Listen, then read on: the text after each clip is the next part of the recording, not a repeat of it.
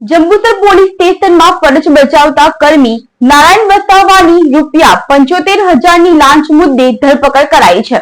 Bharuch anti corruption bureau દ્વારા Jambusar police સ્ટેશનમાં ફરજ બજાવતા વર્ગ 3ના શસ્ત્ર પોલીસ કર્મી નારણ ફતુ વસાવા સામે 75,000ની લાંચ માંગણીનો ગુનો નોંધાઈ ગયો છે।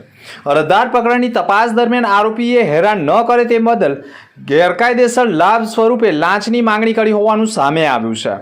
ફરિયાદી તરીકે એસીબી પોસ્ટે ભરૂચના પોલીસ ઇન્સ્પેક્ટર એમજે શિંદે દ્વારા ફરિયાદ નોંધવામાં આવી છે।